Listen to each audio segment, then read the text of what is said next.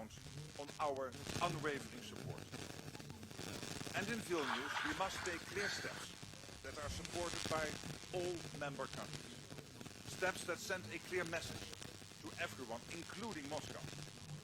Ukraine's future and rightful place lies within NATO. And we will continue supporting that ambition. The Netherlands is taking responsibility in this regard. Tak, wiem, no, ale nie będzie wchodził, jak będzie prezydent. Tak, obiecuję. And we will remain committed to that goal. So that cities and innocent civilians will be protected from Russia's brutal missile attacks, now and in the years ahead. And when it comes to further shaping NATO's relationship with Ukraine, it's up to us to decide. To Ukraine and all the members of our alliance, not Vladimir Putin and not the Russian Federation. In that sense, Lithuania is an appropriate location for next month's summit, because Vilnius is a perfect symbol of what it means to choose your own destiny. After all, the path Ukraine is taking now is the same path taken by other countries on Russia's border over the past 30 years. Just look at where NATO stands today. With 31 member states, it's bigger, more relevant, and more united than ever. And hopefully, we will soon have 32, because our next task is to make sure Sweden becomes a full member as soon as possible. Putin's plan has backfired. With his ruthless aggression, he hoped to divide us. But now he knows we will continue to stand firm for our collective security. With a strong, credible deterrent on our eastern flank and high levels of defense spending that will remain high across the entire alliance. This evening we had a good informal discussion, and I look forward to continue this in Vilnius. And now I'd like to hand over to NATO Secretary General Jens Stoltenberg. Jens, the floor is yours. Thank you so much, Prime Minister Rutte, there, Mark. Thank you for your warm welcome, and thank you for hosting NATO allies here tonight. And it has been an honor to be your co-host here at this very important dinner, where we have discussed the preparations for the upcoming NATO summit. We all saw the events in Russia over the last days. These are internal Russian matters, but what is clear is that President Putin's illegal war against Ukraine has deepened divisions and created new tensions in Russia. At the same time, we must not underestimate Russia. So it's even more important that we continue to provide Ukraine with our support. And I expect that our summit in Vilnius in a couple of weeks' time will send a clear message of our commitment. The Ukrainian forces are now pursuing a counteroffensive. The fighting is hard, but they are making progress. The more land the Ukrainians can liberate, the stronger their hand will eventually be at the negotiating table. I commend the Netherlands and allies present here tonight for providing critical support to Ukraine. This includes your contributions to NATO's comprehensive assistance package and the Dutch and Danish-led initiative to train Ukrainian pilots on F-16s. At the summit, we will agree a multi-year program for Ukraine, and we will upgrade our political ties. This will bring Ukraine closer to its rightful place in NATO.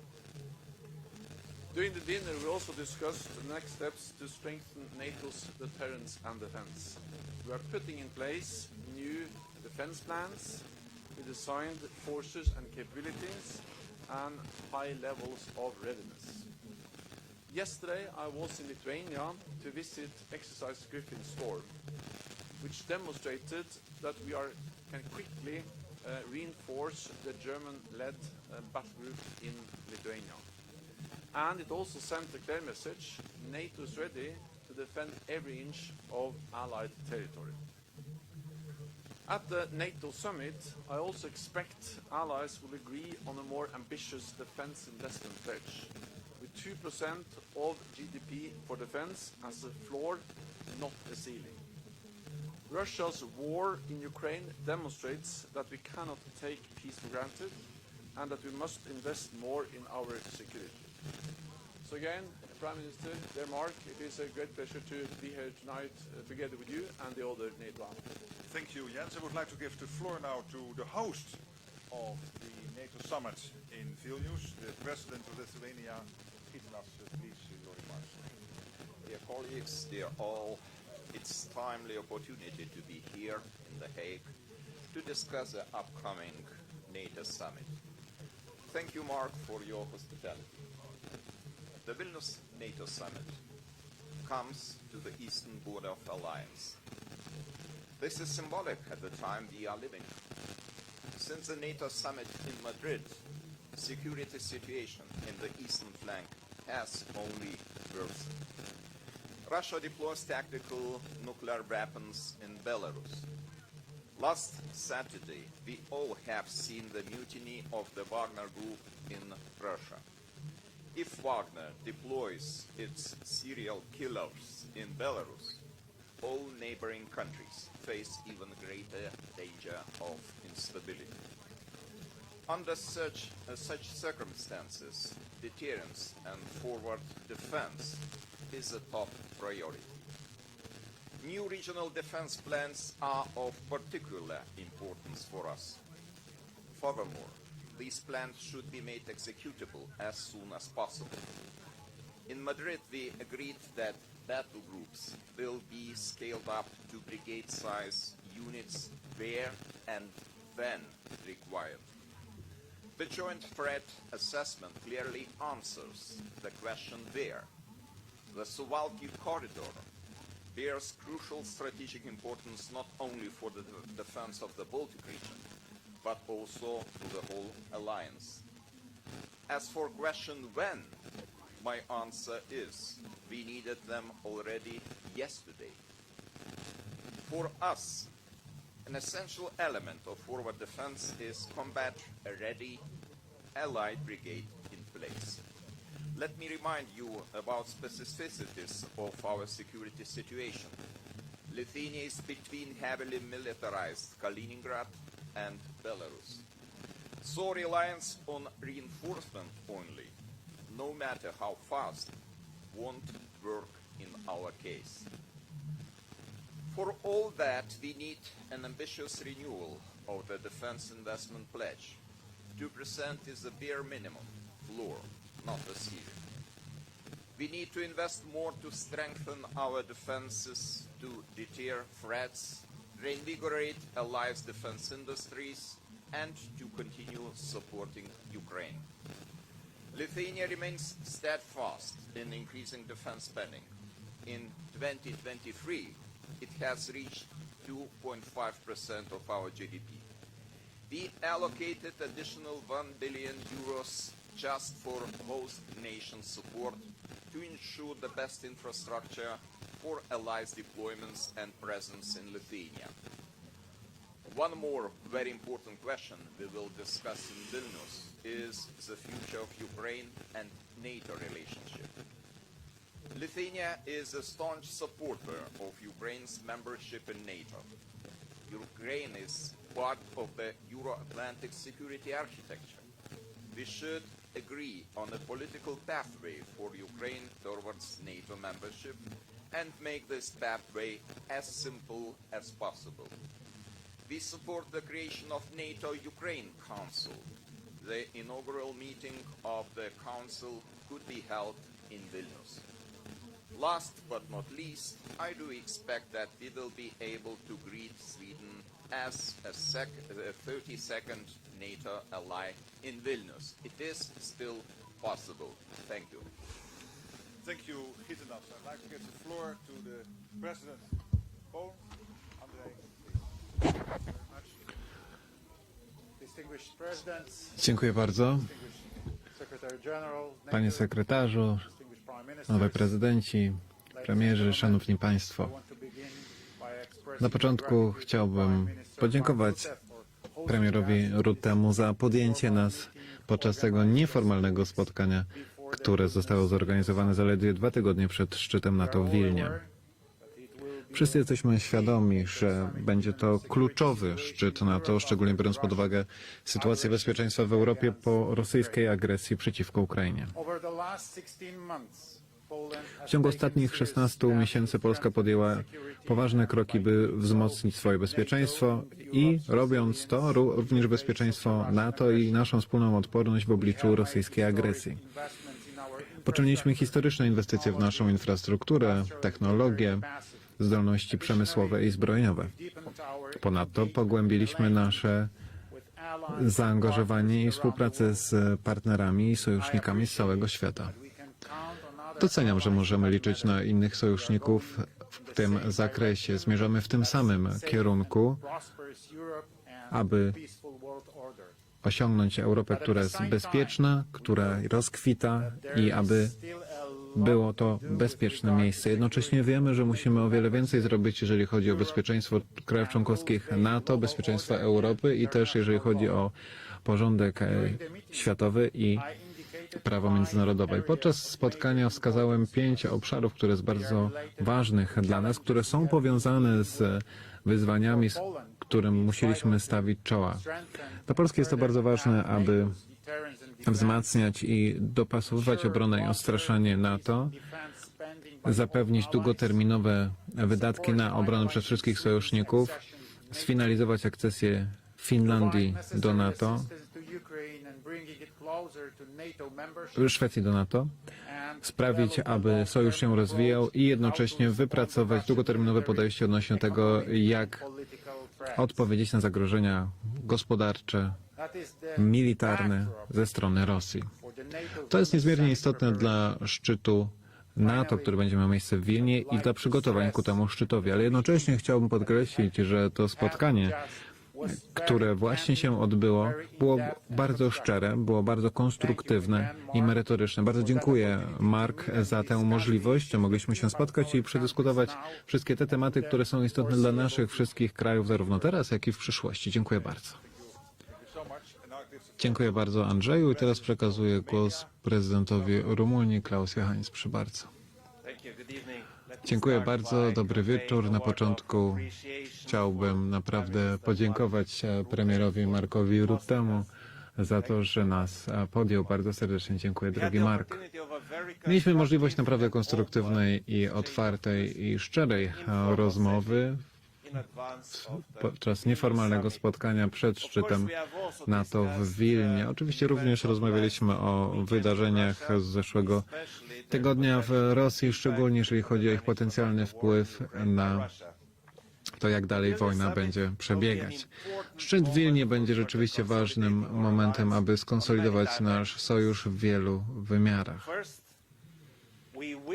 Po pierwsze, będziemy w stanie pójść dalej w oparciu o to, co już wypracowaliśmy, jeżeli chodzi o nasz potencjał odstraszania i obrony. W Madrycie jasno podkreśliliśmy istotę strategiczną basenu Morza Czarnego dla bezpieczeństwa euroatlantyckiego. Obecny rozwój sytuacji pokazuje po raz kolejny wagę tych wniosków. Rosja jest i pozostanie najbardziej bezpośrednim i najbliższym zagrożeniem dla bezpieczeństwa euroatlantyckiego. Dlatego też musimy być w stanie bardzo szybko wzmocnić nasz sojusz i jednocześnie zagwarantować potrzebne wsparcie dla Ukrainy i dla naszych najbardziej narażonych partnerów, w szczególności dla Mołdawii. Odstraszanie i obrona to jeden z głównych obszarów wysiłków i mamy nadzieję, że decyzje Madrytu będą w pełni wdrożone, bo sojusz potrzebuje silnej, długoterminowej strategii, która zawiera w sobie element wysuniętej obrony, która będzie zdolna odpowiedzieć na wszystkie zagrożenia. Uwzględniając naszą strategiczną lokalizację, Rumunia jest szczególnie zainteresowana dalszą konsolidacją wschodniej flanki w sposób spójny i unitarny. Musimy zapewnić konieczne siły, struktury, zdolności i wyposażenie, jak również właściwe ustalenie, jeżeli chodzi o łańcuch dowodzenia i kontroli. Po drugie, chodzi też o udowodnienie, że jesteśmy w stanie, jesteśmy gotowi, mamy wolę, by wszystkie te działania poprzeć właściwymi inwestycjami w naszą obronę. Plan wydatków na obronę z 2014 roku rzeczywiście przyczynił się do rozwoju sojuszu i dzięki temu sojusz jest silniejszy, ale teraz musimy iść naprzód. Rumunia jest gotowa, by podjąć wszelkie konkretne kroki i objąć też odpowiedzialność, jak już zresztą powiedziałem w Madrycie. Poczynając od tego roku narodowy budżet zwiększył się, jeżeli chodzi o wydatki na obronę, z 2% na 2,5% naszego całkowitego PKB. No, po trzecie, musimy być efektywni jako sojusz, dlatego też musimy blisko współpracować, by nasi partnerzy na tym mogli skorzystać. Ukraina pozostaje w centrum naszych wysiłków. Szczyt musi mieć, czy też musi osiągnąć namacalny rezultat dla Kijowa poprzez zwiększenie naszego wsparcia praktycznego, szczególnie jeżeli chodzi o mierzalny postęp akcesji Ukrainy do NATO. Wsparcie Rumunii dla Ukrainy i stała się pełnoprawnym członkiem, to wsparcie jest dobrze znane. My jesteśmy silnym adwokatem Kijowa. To właśnie w Bukareszcie w 2008 roku sojusznicy zdecydowali, że Ukraina zostanie członkiem NATO. W Wilnie musimy iść dalej. Jest to kwestia odpowiedzialności i zaufania w nasze relacje z Ukrainą, ale jest to też kwestia wiarygodności dla sojuszu. W Wilnie spotykamy się z prezydentem Zełenskim. Mamy nadzieję w formacie nowej Rady NATO-Ukraina. Po czwarte, nie powinniśmy zapomnieć o partnerach, którzy są bardziej narażeni w regionie, w szczególności jeżeli chodzi o Republikę Mołdawii. Bezpieczeństwo tego kraju i bezpieczeństwo Ukrainy są połączone ze sobą. I ich bezpieczeństwo jest połączone z naszym bezpieczeństwem transatlantyckim. Jeżeli oni są silniejsi, to region będzie silniejszy, basen Morza Czarnego będzie bezpieczniejszy, no i całe terytorium sojuszu jest również bezpieczniejsze. Powinniśmy blisko współpracować z Kiszyniowem, szczególnie biorąc pod uwagę ogromny wysiłek, jaki ten kraj podjął, jeżeli chodzi o wsparcie regionalnego bezpieczeństwa i stabilności od początku tej wojny. Podsumowując, chciałbym podkreślić nasze niezachwiane wsparcie względem silniejszego NATO. Jako oddany sojusznik Rumunia będzie nadal dostarczycielem bezpieczeństwa w basenie Morza Czarnego. Czekam na szczyt w Wilnie i konkretne rezultaty. Dziękuję. Dziękuję, Klaus. Dziękuję, że wspomniałeś też o Mołdawii jako istotnym tutaj kraju. Było to naprawdę bardzo mądre. A teraz pan premier Belgii, mój sąsiad, Aleksander Krop, proszę bardzo. Dziękuję, Mark, dziękuję bardzo za zaproszenie. Myślę, że doprowadziło to do bardzo dobrej dyskusji, którą mieliśmy spożywając bardzo smaczną kolację. Jensie, dziękuję Ci za Twoje ciągłe przywództwo. Szczyt w Wilnie na pewno będzie istotnym szczytem, ale po tym weekendzie jest to jasne, jak w istocie ważny ten szczyt będzie. W ciągu ostatnich miesięcy pokazaliśmy i wykazaliśmy się dużą solidarnością względem Ukrainy, potrzebną i konieczną solidarnością i nigdy jej za wiele. Solidarność jest rzeczywiście rzeczą wartościową, jeżeli będziemy ją kontynuować właśnie w takiej chwili. Myślę, że wszyscy z nas poczynili naprawdę duże wysiłki, jeżeli chodzi o dostawę sprzętu wojskowego, jeżeli chodzi o pomoc narodowi, który naprawdę cierpi i też przygotowaliśmy się wszyscy na odbudowę tego kraju, ale jednocześnie świadczyliśmy wsparcie polityczne, dlatego też spotykamy się tutaj, żeby zobaczyć, jak to ciągłe wsparcie polityczne może być świadczone. Jest jasne, że Ukraina kiedyś będzie częścią NATO. Myślę, że jest to absolutnie jasne dla wszystkich. Pytanie pozostaje, co zrobimy w międzyczasie. A w międzyczasie musimy zrobić dwie rzeczy. Po pierwsze, musimy zapewnić właściwe ramy polityczne po to, żeby móc tę dyskusję dalej prowadzić z naszymi przyjaciółmi z Ukrainy. Po drugie, musimy zapewnić właściwe gwarancje bezpieczeństwa i odpowiedzieć na pytania Ukrainy, które są słusznie formułowane. I podsumowując, chciałem dodać, że nasze spotkanie w Wilnie będzie pierwszym spotkaniem, kiedy nasi przyjaciele z Finlandii dołączą i cieszymy się, że oni tam będą i mam nadzieję, że kolejne spotkanie to to, gdzie nasi przyjaciele ze Szwecji też będą. Dziękuję bardzo. Dziękuję Aleksandrze. Pan premier Norwegii, Jonas, proszę bardzo. Dziękuję, panie premierze. Powiem krótko. Byłem na spotkaniu premierów krajów nordyckich wraz z premierem Kanady. To spotkanie miało miejsce na Islandii. Stwierdziliśmy, że ten szczyt w Wilnie będzie szczytem jedności, prawdziwym pokazem siły NATO i kilka uwag odnosiło do tego. Musimy rzeczywiście zrobić wszystko, by ten plan, by nasze struktury były naprawdę pełnione treścią i dziękuję panu sekretarzowi, że dokonał taką dużą pracę, jeżeli chodzi o aktualizację naszych planów we współpracy z naszymi wojskowymi. No i potrzebna jest nam solidarność. Solidarność, która przejęła się w dwóch obszarach. Jeżeli chodzi o flankę wschodnią, szczególnie uwzględniając wydarzenia, do których ostatnio doszło. Jesteśmy tutaj na dobrej drodze przed szczytem w Wilnie. Zresztą będę na Litwie, gdzie odwiedzę norweskie siły zbrojne, które też gwarantują tam bezpieczeństwo. No i jest temat Ukrainy. Uważam, że dojdziemy do sytuacji, gdzie silne wsparcie będziemy mogli jeszcze raz zaoferować Ukrainie, które już oferujemy.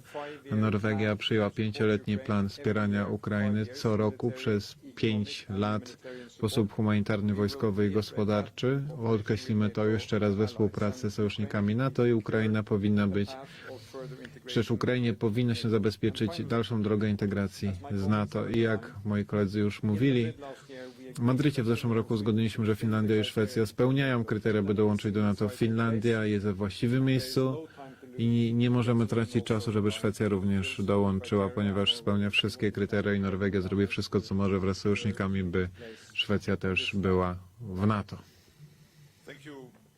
Dziękuję.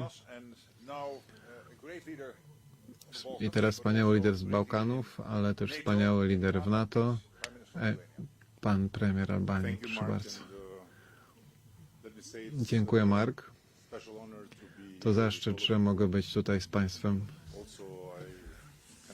I też nie mogę ukrywać podziwu wobec Państwa jako kraju, Holandia jako kraj, gdzie nie ma dobrej kuchni. Kuchnia jest tu bardzo dobra. Ale tak może żarty na bok, chcę powiedzieć, że to naprawdę bardzo inspirujące, że możemy być częścią NATO w tych czasach i jednocześnie widzimy, że solidarność, stanowczość NATO i też wola NATO do działania i wspierania Ukrainy jest widoczna i jest to wola niezachwiana. I ktokolwiek uważa, że jest szansa, by tę solidarność złamać i podzielić NATO, no to taka osoba się myli i będzie się mylić do samego końca. Z drugiej strony mogę potwierdzić oczywiście to, co było powiedziane, jeżeli chodzi o Ukrainę i wykorzystam może tę chwilę, by dodać, że również rozmawialiśmy o niepokojącej sytuacji na Bałkanach Zachodnich, a mówiąc dokładnie w Kosowie Północnym, gdzie kilka dni, tygodni temu żołnierze KFOR odnieśli rany. I mamy naprawdę nadzieję, że rozsądek zwycięży i eskalacja powoli przerodzi się w deeskalację tak szybko, jak to możliwe, bo każda dalsza eskalacja może doprowadzić do katastroficznego końca, a nie chcemy widzieć pęknięcia w ramach naszego regionu, który radzi sobie tak dobrze w ostatnich latach, a chcemy widzieć dialog z Unią Europejską, oczywiście przy pełnym wsparciu NATO, który to sojusz jest odpowiedzialny za obecność KFOR jako instrumentalną i istotną obecność w tych czasach. Mark, jeszcze raz bardzo serdecznie Ci dziękuję, to zaszczyt. Dziękuję.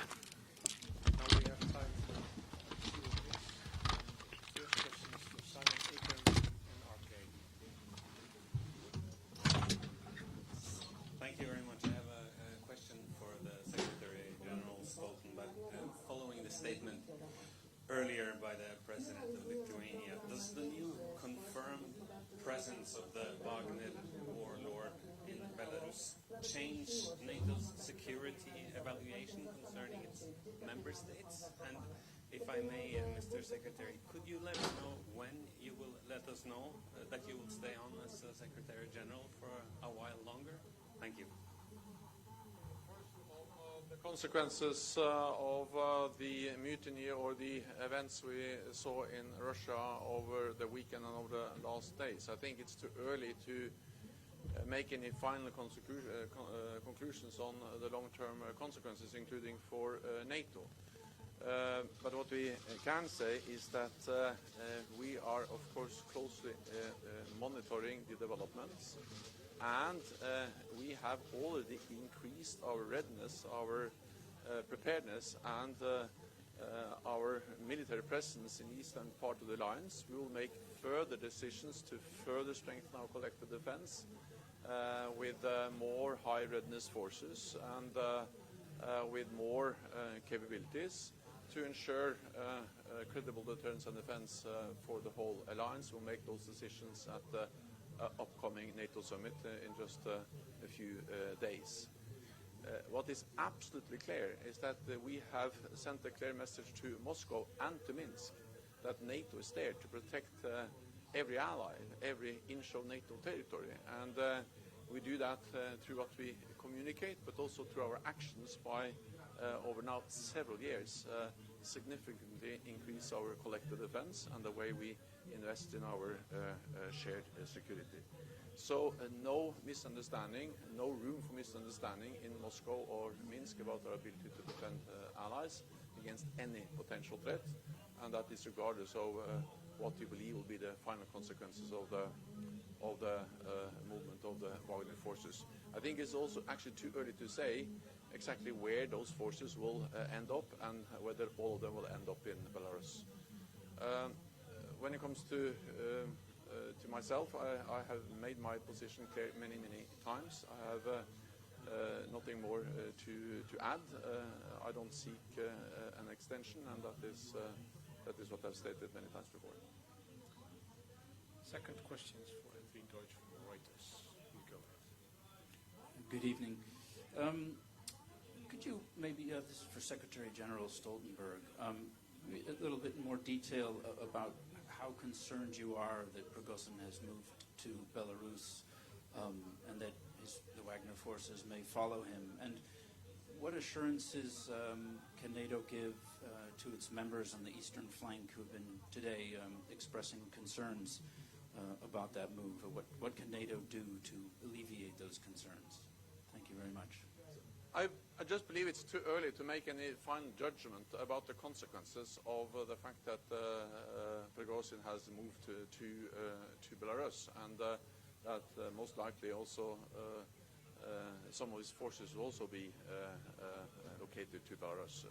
It's too early to say, but we will monitor and we will ensure that we always are ready to protect and defend every NATO ally, and especially those allies which are now which are border countries to Belarus. This was also addressed in the dinner, and it just demonstrates that it has been a right decision of NATO over the last years, actually since the illegal annexation of Crimea in 2014, to implement the biggest reinforcement of our collective defense since the end of the Cold War, with battle groups in the eastern part of the alliance, with higher readiness of our troops, and also after the invasion of Ukraine in February last year, we doubled the number of battle groups and we further increased our military presence in the eastern part of the alliance.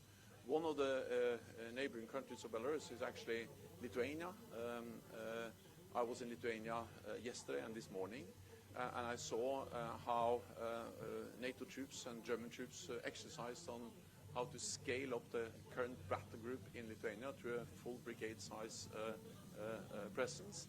And also we saw the announcement of Germany as a NATO ally to further increase its presence in Lithuania. So we have the readiness, we have the forces, we have the plans, and not least we have the commitment and the resolve to deploy what is necessary when and whenever needed to ensure that there is no misunderstanding about our ability to protect every inch of NATO territory. And we do that not to provoke a conflict, but to prevent the conflict, and that is a message we send to any potential adversary, of course including Moscow and Minsk.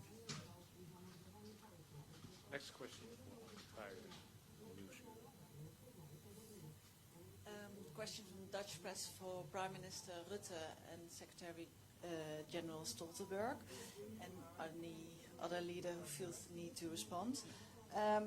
Did you all agree today on concrete steps regarding Ukraine's NATO membership? And what are these steps? And will the Netherlands and other NATO members send more troops to countries on the east flank? I hear there is readiness and there is a will and hope, but will the Netherlands and other countries send more troops? Thank you. Well, first of all, on Ukraine, I think the President of Lithuania already expressed that very clearly, but also the President of Romania, that after Bucharest we have to move further ahead. So we cannot just stick with the Bucharest language.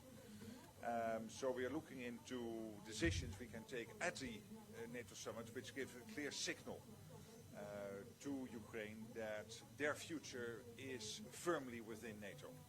And we are now looking into very specific measures we can take. One of them being already mentioned in one of the introductions, this idea of having a NATO-Ukraine Council, where auf Augenhöhe, so really at the same level, you would work together between the 31 NATO countries and Ukraine.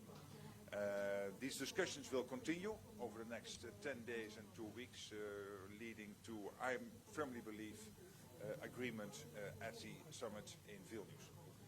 On your second question, we all agree that we have to do three things. We have to look at Moldova, the Black Sea, and generally the eastern flank. And when I say this, that also means that we all have to be willing to assess again what we are already doing and can we do more. We have not taken decisions on that, but clearly this is something which is on the table, and Germany yesterday or today made a clear announcement on their commitment towards Lithuania, which is a commitment others could follow, but again, decisions have to be taken. I can just underline what Prime Minister Rutte just said. The consultations are ongoing.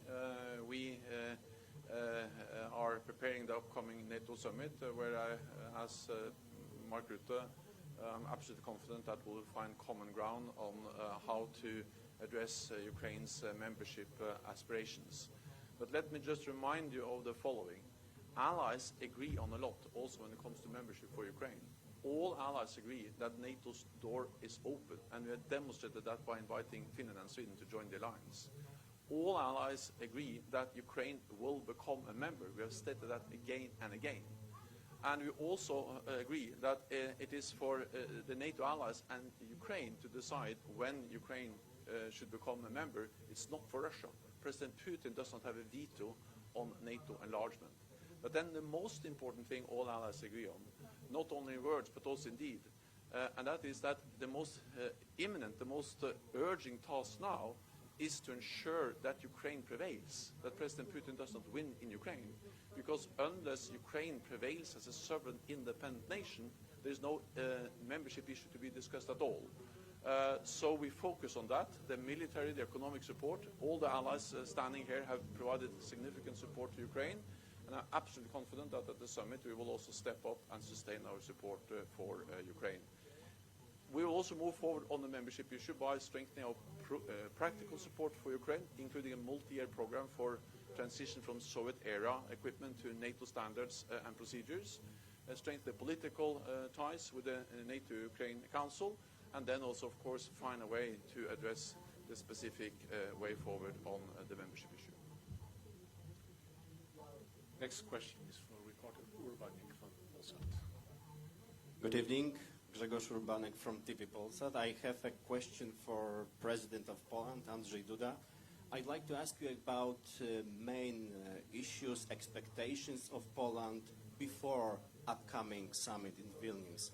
I precisely think about Polish security, the security of our borders, and the presence of American soldiers in Poland. Thank you.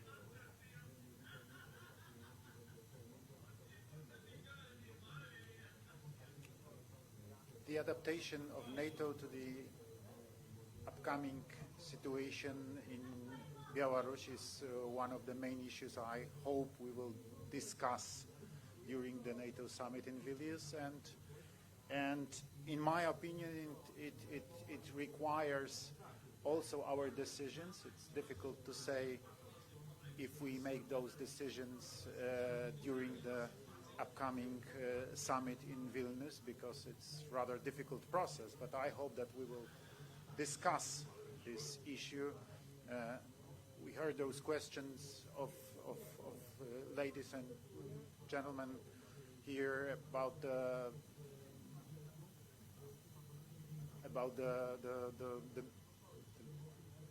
Wagner's group in Belarus and the presence of Mr. Prigozhin in Belarus. In my opinion, this is really serious and very concerning problem, and we have discussed, and we have to make some decisions, very strong decision. It, in my opinion, requires a very, very, very tough answer of NATO. Thank you. Next question is for Skodrani. Please go ahead. Good evening. Renata Skodrani, Albanian Public Television. Prime Minister Rama, you compared the situation in North Kosovo with Donbass in Ukraine. Did you discuss the situation with Mr. Stoltenberg and the other colleagues, and what can we see as the solution? Thank you.